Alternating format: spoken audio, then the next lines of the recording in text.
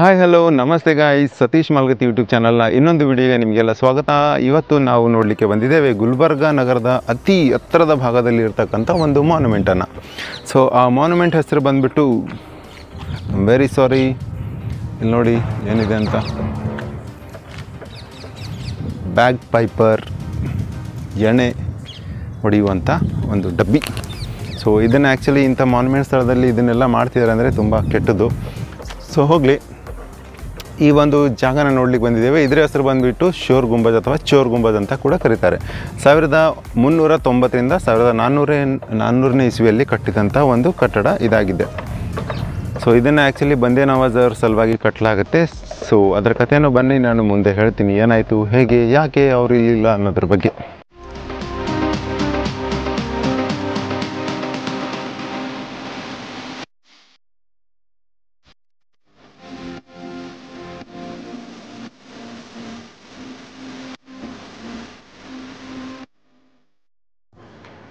So ಹಾಗಿದ್ರೆ ಬನ್ನಿ ಗೆಳೆಯರೆ, ಈ ಒಂದು ಕಟ್ಟಡದ ಒಳಗಡೆ ಹೋಗಿ ನೋಡೋಣ, ಒಳಗಡೆ ಹೇಗಿದೆ ಅಂತ. ಒಳಗಡೆ ಹೇಗಿದೆ, ಏನಿದೆ, ಎಷ್ಟು ಪ್ರಮಾಣದಲ್ಲಿ ನೋಡ್ಬೋದು ಒಳಗಡೆ ಜಾಗನ, ಎಷ್ಟು ಸುರಕ್ಷಿತವಾಗಿದೆ ಅನ್ನೋದನ್ನು ಒಳಗಡೆ ಹೋಗಿ ನೋಡೋಣ.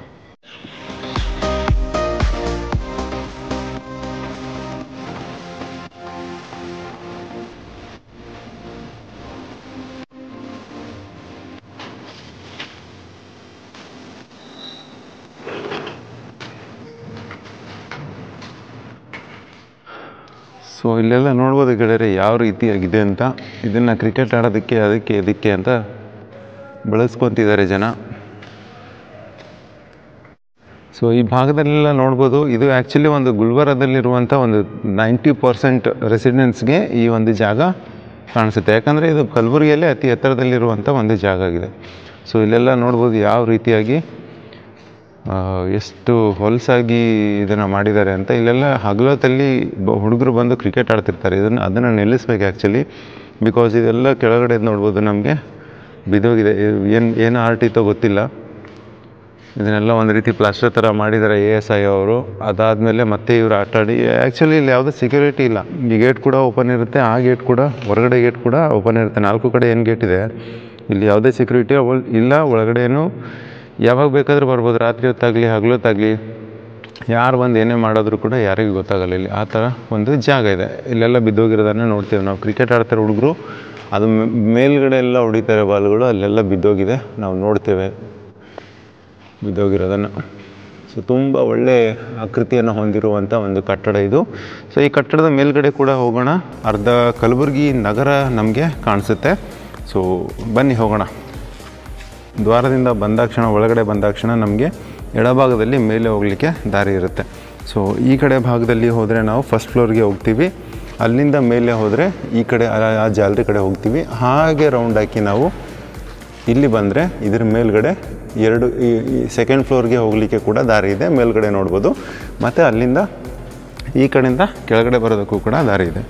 ಸೊ ಈ ಕಡೆಯಿಂದ ಕೂಡ ಹೋಗ್ಬೋದು. ಡೈರೆಕ್ಟಾಗಿ ನೀವು ಸೆಕೆಂಡ್ ಫ್ಲೋರ್ ಮೇಲೆ ಹೋಗ್ತೀರಾ ಅನ್ನಂಗಿದ್ರೆ, ಸೊ ಈ ಕಡೆ ಜಾಲರಿನ ವ್ಯೂ ಮಾಡ್ತೀರಾ ಅಂತ ನಂಗಿದ್ರೆ ಈ ಕಡೆಯಿಂದ ನೀವು ಮೇಲೆ ಹೋಗ್ಬೋದು. ಮತ್ತು ಸೊ ಬನ್ನಿ ಇವಾಗ ಮೇಲ್ಗಡೆ ಹೋಗೋಣ.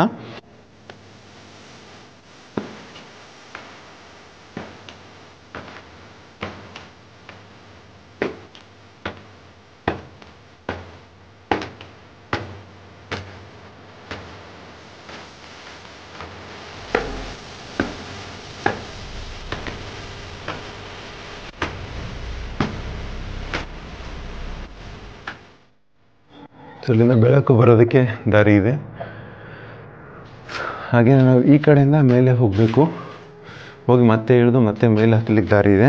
ಸೊ ಅದಕ್ಕೂ ಮುಂಚೆ ಇಲ್ಲಿಂದ ನಾವು ಫಸ್ಟ್ ಫ್ಲೋರ್ ವ್ಯೂ ಮಾಡೋಣ, ಹೇಗೆ ಕಾಣಿಸುತ್ತೆ ಅಂತ.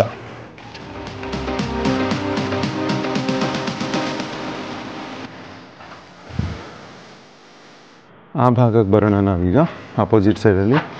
ಸೊ ಈ ಕಡೆ ಎಲ್ಲ ಔಟರ್ ರಿಂಗ್ ರೋಡನ್ನು ನಾವು ನೋಡ್ಬೋದು.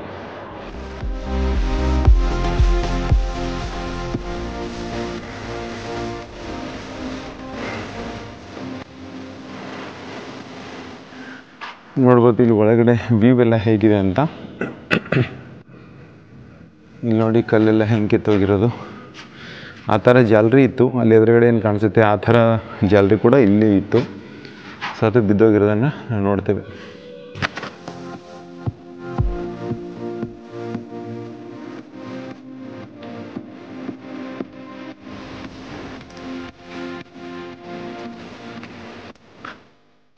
ಸೊ ತುಂಬ ಇಕ್ಕಟ್ಟಾದ ಜಾಗ ಇದು, ಕೇವಲ ಒಬ್ಬರು ಮಾತ್ರ ನಡೆಯೋಕ್ಕೆ ಸಾಧ್ಯ ಆಗುತ್ತೆ ಇಲ್ಲಿ. ಸೊ ಈ ದಾರಿಯಲ್ಲಿ ನಾವು ಈಗ ಈ ಒಂದು ಗುಮ್ಮಟದ ಇನ್ನೊಂದು ಭಾಗಕ್ಕೆ ಬರೋಣ. ಸೊ ಒಬ್ಬರು ಆರಾಮಾಗಿ ನಡಿಬೋದು, ಇಲ್ಲಿ ಯಾವುದೇ ಡಿಸ್ಕಂಫರ್ಟ್ ಅಂತ ಇರಲ್ಲ. ತುಂಬ ಬಾವಲಿಗಳಿದ್ದಾವೆ. ಆ ಕಡೆ ನಾವು ಇನ್ನೊಂದು ಭಾಗದಿಂದ ಬಂದಿದ್ದರೆ ಆ ಜಾಲರಿಗೆ ಹೋಗ್ತಿದ್ವಿ. ಸೊ ನಾವೀಗ ಬೇರೆ ಕಡೆಯಿಂದ ಬಂದಿರೋದ್ರಿಂದ ಆ ಜಾಲರಿಗೆ ನಾವು ಹೋಗಲಿಕ್ಕೆ ಆಗಲ್ಲ. ಸೊ ಇದು ನೇರ ನಮ್ಮ ಮೇಲೆ ಕರ್ಕೊಂಡು ಹೋಗುತ್ತೆ. ಸೊ ಬರುವಾಗ ಇನ್ನೊಂದು ದಾರಿಯಿಂದ ನಾವು ಆ ಜಾಲರಿಗೆ ಕಡೆಯಿಂದ ಹೋಗಿ ಬರೋಣ.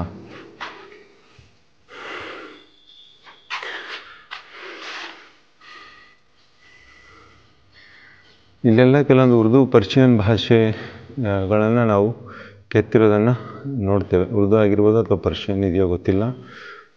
ಸೊ ನೋಡ್ಬೋದು ಮಾನ್ಯುಮೆಂಟನ್ನು ನಾವು ಯಾವ ರೀತಿಯಾಗಿ ನೋಡ್ಕೊತಿದ್ದೀವಿ ಅಂತ.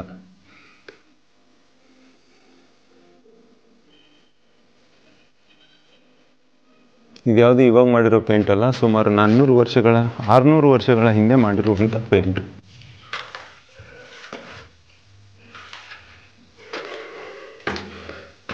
ಸೊ ಮೇಲ್ಗಡೆಯಿಂದ ನಮಗೆ ತುಂಬ ಒಳ್ಳೆ ತಣ್ಣನೆ ಗಾಳಿ ಬರ್ತಾ ಇದೆ.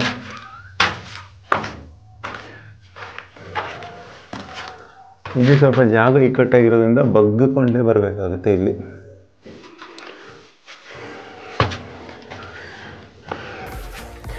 ಬಂದ್ವಿ ಗಾಯ್ಸ್, ಇವಾಗ ಗುಮ್ಮಟದ ಮೇಲ್ಭಾಗದಲ್ಲಿದ್ದೀವಿ. ನೋಡ್ಬೋದು ಇಲ್ಲಿ ದಾರಿ.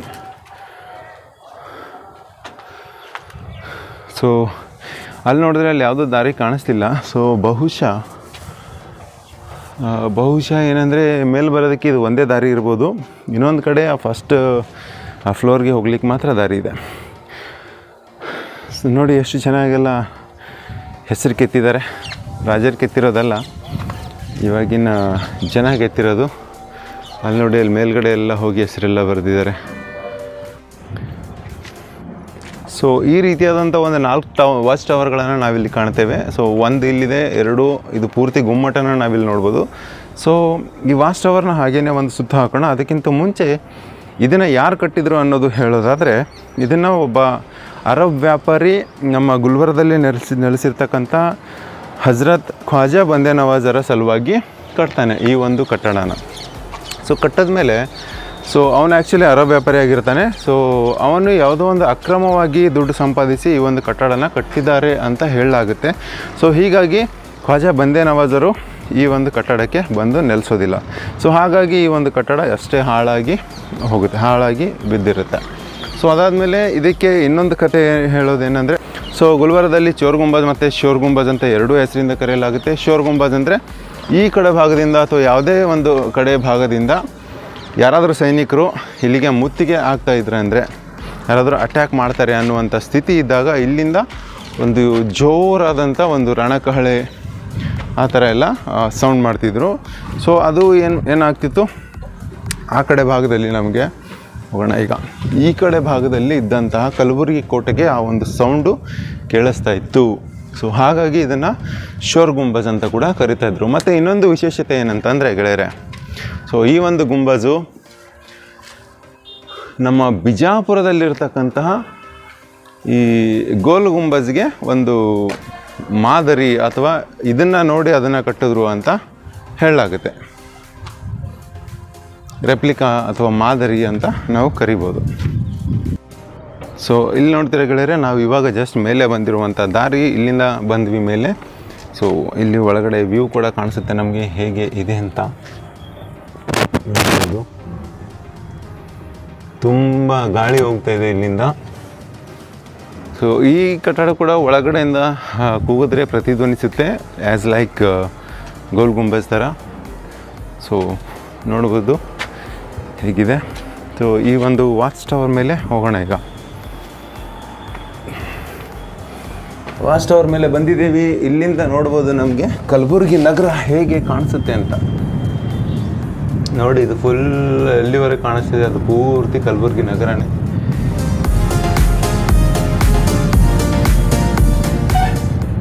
ಸೊ ಆ ಭಾಗದಲ್ಲಿ ಒಂದು ಕೋಟೆ ಕೂಡ ಕಾಣಿಸುತ್ತೆ. ಸದ್ಯಕ್ಕೆ ಈಗ ಕಾಣಲ್ಲ, ಯಾಕಂದರೆ ತುಂಬ ಮಂಜಿರೋದ್ರಿಂದ.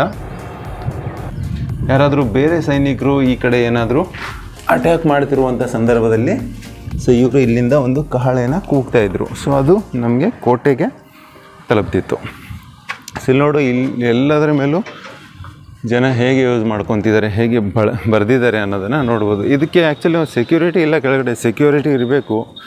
ಸೊ ಏನೋ ಸೊ ಈ ಥರ ಎಲ್ಲ ಗಿಡ ಎಲ್ಲ ಬೆಳೆಸೋಕ್ಕೆ ಬಿಡಬಾರ್ದು. ಆ್ಯಕ್ಚುಲಿ ಗಿಡ ಏನಾಗುತ್ತೆ ಅಂತ ಅಂದರೆ, ಇಲ್ಲಿ ನೋಡಿ, ಇದು ಕಟ್ಟಡಕ್ಕೆ ಹತ್ಕೊಂಡು ಬೆಳೆದಿರ್ತಕ್ಕಂಥ ಗಿಡ. ಇದರಿಂದ ಏನಾಗುತ್ತೆ ಅಂತ ಹೇಳ್ತೀನಿ ನಿಮಗೆ. ಇಲ್ಲೆಲ್ಲಾದರೂ ಇದೆಯಾ? ಮೇಲ್ಗಡೆ ನೋಡಿ ಬೇವಿನ ಮರ ಬೆಳೆದಿದೆ, ಇಲ್ಲೊಂದು ಬೇವಿನ ಮರ ಬೆಳೆದಿದೆ. ಸೊ ಈ ಥರದ ಗಿಡಗಳು ಇಡೀ ಕಟ್ಟಡನ ನಾಶ ಮಾಡ್ತವೆ. ಸೊ ಎಕ್ಸಾಂಪಲಾಗಿ ಹೇಳೋದಾದರೆ ನಿಮಗೆ, ಇಲ್ಲಿ ನೋಡಿ, ಇಲ್ಲೊಂದು ಆಲದ ಮರ ಬೆಳೀತಾ ಇದೆ, ಹೌದಾ?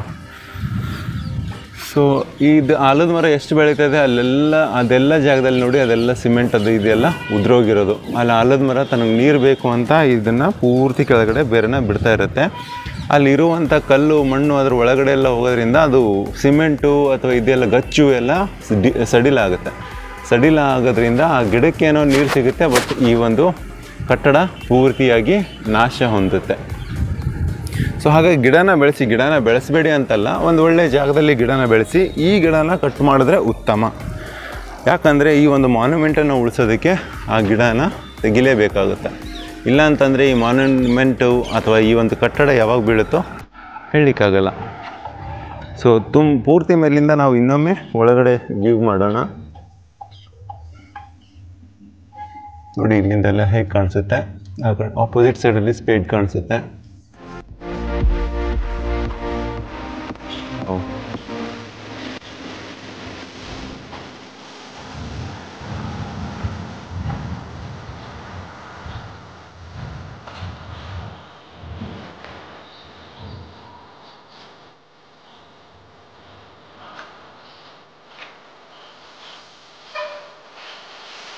ಸೊ ನಮಗೆ ಅಲ್ಲಿ ಒಳಗಡೆ ಕೋಟೆ ಒಳಗಡೆ ಜಾಮಿಯಾ ಮಸೀದಿ ಕೂಡ ಕಾಣಿಸುತ್ತೆ. ಇವಾಗ ಒಂಚೂರು ನೀವು ಅದನ್ನು ಇಲ್ಲೇನು ಕಾಣಿಸ್ತಿದೆ ಗುಮ್ಮಟ ಥರ, ಅದು ಕೋಟೆ ಒಳಗಡೆ ಇರ್ತಕ್ಕಂಥ ಜಾಮಿಯಾ ಮಸೀದಿ.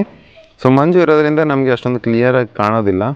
ಸೊ ಅಲ್ಲಿ ಇರುವಂಥ ದೊಡ್ಡ ಟವರ್ನೂ ಕೂಡ ಕಾಣಿಸ್ತೇವೆ. ಕೆರೆ ಹತ್ರ ಇರೋದು, ಕಲಬುರ್ಗಿ ಕೆರೆ ಹತ್ರ ಇರೋದು. ಅದ್ರ ಪಕ್ಕದಲ್ಲಿ ನಾವು ಜಾಮಿಯಾ ಮಸೀದಿಯ ಒಂದು ಆಕಾರನ ಅಲ್ಲಿ ಕಾಣ್ತೇವೆ.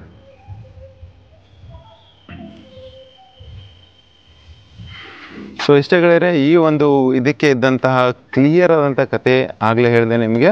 ಈ ಒಂದು ಕಟ್ಟಡಕ್ಕೆ ಚೋರ್ ಗುಂಬದ್ ಅಥವಾ ಶೋರ್ ಗುಂಬದ್ ಅಂತ ಕೂಡ ಕರೀತಾರೆ. ಮತ್ತು ಇದನ್ನು 1390ರಿಂದ 1400ನೇ ಇಸ್ವಿಯವರೆಗೆ, ಅಂದರೆ 2ನೇ ಮೊಹಮ್ಮದ್ ಅಥವಾ ಫಿರೋಜ್ ಶಾನ ಕಾಲಾವಧಿಯಲ್ಲಿ ಕಟ್ಟಲಾಯಿತು. ಒಬ್ಬ ಅರಬ್ ವ್ಯಾಪಾರಿಯಿಂದ ಇದನ್ನು ಕಟ್ಟಲಾಯಿತು ಅಂತ ಹೇಳ್ತಾರೆ.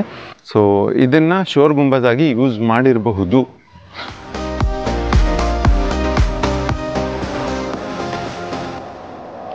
ಸೊ ನಾವು ಈ ಒಂದು ಕಟ್ಟಡದ ಇನ್ನೊಂದು ಭಾಗದಲ್ಲಿ ನೋಡ್ತಾ ಇದ್ದೇವೆ. ಅಷ್ಟು ದೂರದವರೆಗೂ ನಮ್ಮ ಕಲಬುರಗಿ ನಗರ ಬೆಳೆದುಕೊಂಡಿದೆ ಅಥವಾ ಬೆಳೆದುಕೊಳ್ತಾ ಇದೆ ಅಂತ ನೋಡ್ತೀವಿ.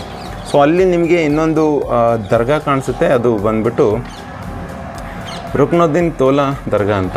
ಸೊ ಜಾಫರಾಬಾದಲ್ಲಿರ್ತಕ್ಕಂಥ ಈ ಒಂದು ರುಕ್ನುದ್ದೀನ್ ತೋಲಾ, ಇಲ್ಲೊಂದು ಜಾಫರಾಬಾದ್ ಅಂತ ಊರು ಬರುತ್ತೆ. ಅದನ್ನು ನಿರ್ಮಿಸಿದ್ದು ಕೂಡ ನಮ್ಮ ಬಹಮನಿ ಮೊದಲನೇ ಸುಲ್ತಾನನಾದಂಥ ಜಾಫರ್ ಖಾನ್ ಅಥವಾ ಅಲ್ಲಾದ್ದೀನ್ ಹಸನ್ ಗಂಗು ಬಹಮನ್ ಶಾ ಅನ್ನುವಂಥ ರಾಜ ಈ ಒಂದು ಜಾಫರಾಬಾದ್ ಅನ್ನುವಂಥ ಊರನ್ನು ನಿರ್ಮಿಸ್ತಾನೆ ಅಂತ ಹೇಳಲಾಗುತ್ತೆ.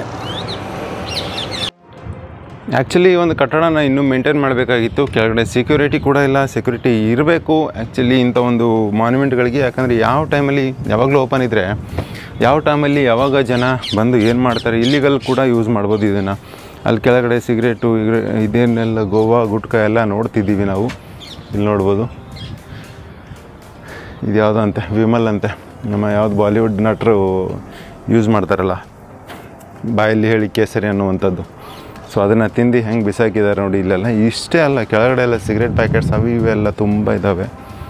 So actually that's not good. ಇಲ್ಲೆಲ್ಲ ನೀರು ಹೋಗಲಿಕ್ಕೆ ನಮಗೆ ಮಳೆ ಬಂದಾಗ ಇಲ್ಲೆಲ್ಲ ನೀರು ಹೋಗಲಿಕ್ಕೆ ನಮಗೆ ಜಾಗ ಕೂಡ ಕಾಣಿಸುತ್ತೆ ನೋಡಿ ಅಲ್ವಾ.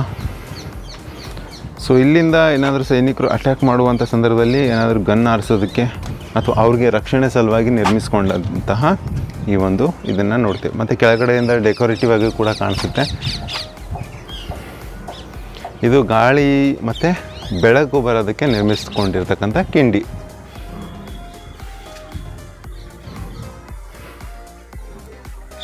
ಬನ್ನಿ ಇವಾಗ ಮತ್ತೆ ಕೆಳಗಡೆ ಹೋಗೋಣ. ಕೆಳಗಡೆ ಹೋಗಿ ಇನ್ನೊಂದು ಕಡೆ ಏನು ಜಾಲರಿ ತೋರಿಸಿದೆ ನಿಮಗೆ, ಅದನ್ನು ಮತ್ತೊಮ್ಮೆ ತೋರಿಸ್ತೇನೆ.